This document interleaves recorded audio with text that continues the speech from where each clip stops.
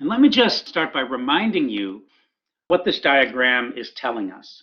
So we've got cost curves referring to the cost structure of production, average cost curve and marginal cost curve. We've got demand and marginal revenue corresponding to the demand side of the market. A monopoly is going to set marginal cost equal to marginal revenue to determine the output of 400 on this graph, and will charge a price of $10 per pound on this graph. Now, one thing we highlighted in this diagram is the profits that the individual monopoly would make is going to be given by this orange rectangle right here. And that's going to be the happiness bursts, if you will, that are going to accrue on the supply side of the market. This is what's motivating the monopoly to produce. They're making money, they're happy about that, and that's the money the monopolist makes.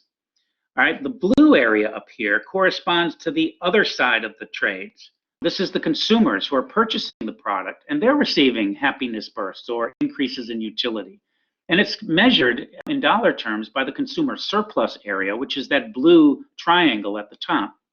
And so the monopoly is showing us that the monopolist is getting some benefits, the consumers purchasing the product are getting some benefits. Lots of trades are taking place. 400 units are being sold, and if they're each sold to a different individual, that means 400 exchanges at the marketplace are being represented in this particular diagram. A consumer and a producer coming together in a market, trading a particular good at a price of $10 per pound. All right, now I want to talk about another issue related to this. And we said that this is the way in which the monopolist would maximize their profitability. Set marginal cost equal to marginal revenue, determine the quantity, and so forth and so on. But when economists think about market situations, we often recognize that there are some alternative possibilities that are open to the monopolist, something we haven't considered up until this particular point. And it corresponds in this case to an implicit assumption that we've made about the monopolist behavior. So when we set up this whole model and say set price marginal cost equal to marginal revenue to determine the output, we say that the price that's going to come about is going to be $10, right? But when we say that, we mean that the monopolist is going to decide to charge a price of $10 for all of its customers. Now, that might seem like just a logical, reasonable thing to say because we're all used to walking into marketplaces and there'll be a price tag on a particular good, right? And that price tag is the same price tag for everybody. So everybody that walks into the supermarket, is going to pay the same price for bread, the same price for soda, the same price for milk, and so forth. Right? So it's typical to think, well, the monopolist has to set the same price for everybody. But we, as researchers, economists, thinking about markets more in general, we can ask, does a monopolist have to do that? Or does a firm have to do that at all? Can they charge different prices to different consumers? Well, let's consider what would happen if they did. And we're going to think of first sort of an extreme example of what's called price discrimination. And then we're going to dial it back a little bit and take note that price discrimination in one form or another actually takes place quite regularly in real-world markets. And so it's a phenomenon we need to know something about. Now, price discrimination, PD for short. PD means setting a different price for different consumers. Okay, so customer A comes into the market, you say, okay, I'm charging $10 per pound to you. Customer B comes into the market, you say, I'm charging $12 per pound for you. All right, now, obviously, this is somewhat distasteful because we wouldn't want to have discrimination against us for some random reason, right? We feel like markets ought to be fair, and fair means setting the same price and treating everybody equally. All right, but what if we just drop that presumption for a second, and let's imagine what the monopolist, this individual firm, might do if they could actually charge different prices for different goods. All right, now why would it want to do that? The reason for doing that is the second bullet point here. It becomes a method for a firm to capture consumer surplus and therefore raise its own profitability even above, well above perhaps, the level of profits that it can obtain if it were to charge the same price to everybody. We're going to see how this works in just a minute. So ideally, last bullet point here, ideally a firm would like to charge each consumer just a little bit less than that consumer's individual willingness to pay. Let's go demand curve here for a second, and let's take note that, again, this demand curve in recognizing what consumer surplus is recognizing that, for example, there's somebody up here that'd be willing to pay $13.50 for the good, but they didn't pay $13.50 in our original example. They only paid $10, and therefore they got this surplus that accrued to the individual consumer. Well, what if the monopolist, the firm, could identify that individual person willing to pay $13.50 and says, tell you what, I'm going to charge you $13.40 for the product instead. Now that $13.40 is just a little bit less, 10 cents less than the price the person is willing to pay. And if the monopolist could get that price from this person, then all of this surplus that would have accrued to the consumer is instead going to accrue to the individual firm itself. And that would be good for the firm, right? Bad for the consumer, but good for the firm. And this would be kind of like in an Edgeworth box, where the one side of the transaction is shifting the terms of trade in the direction of their benefit, kind of getting as close to the other person's indifference curve, original indifference curve, as possible, and thereby capturing more of the surplus through the individual trades they're making. All right, well, let's imagine a situation, and I'm going to call this, economists call this perfect price discrimination, perfect PD. It would occur in this kind of situation where every consumer is charged their own maximum price, their own willingness to pay. And so, second bullet point here is kind of my imagination of how this would work.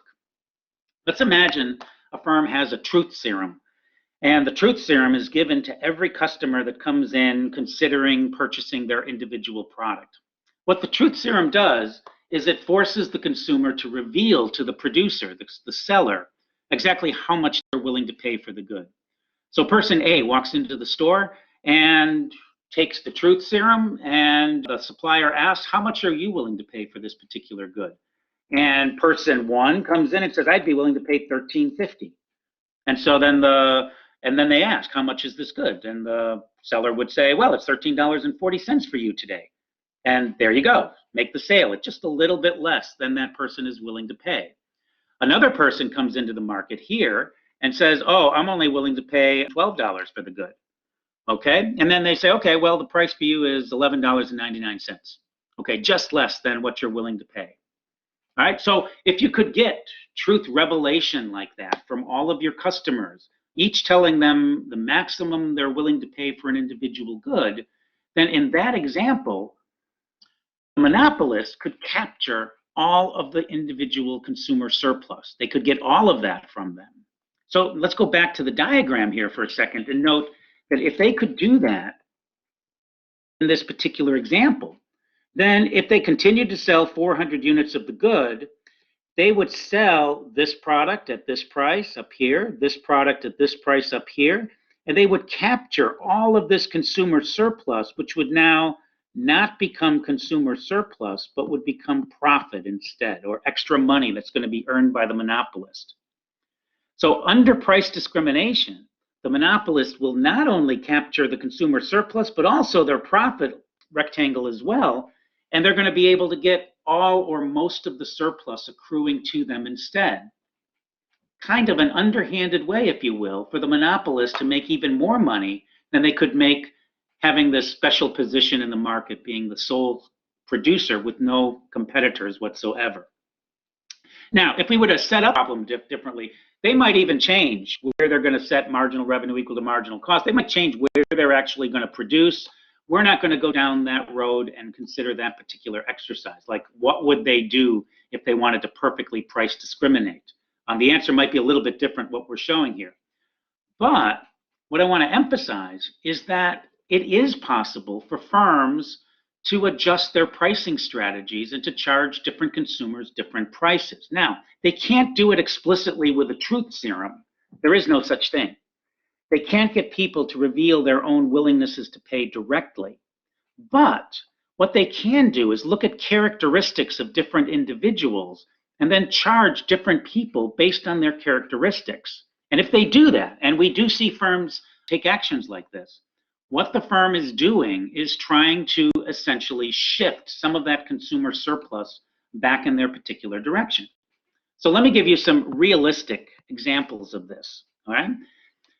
The first one to note is movie tickets. If you go to the movies, you will note that there are different prices for different individuals, right? There's a discrimination vividly right in front of you. You can see it. The discounts are for two classes of individuals, senior citizens and children generally, right? And we could ask, well, why is the movie theater charging different prices for different types of individuals? And the answer here is basically it kind of gets down to, from a profit maximizing point of view, what businesses are trying to do is to take note that different individuals have different sensitivities to demand, different price elasticities. And for those who are very, very sensitive to price, you might not be able to get them to come and purchase the product unless you lower the price to them somewhat. And for people who are not so sensitive to price, you could charge higher prices and get them to pay more for the product.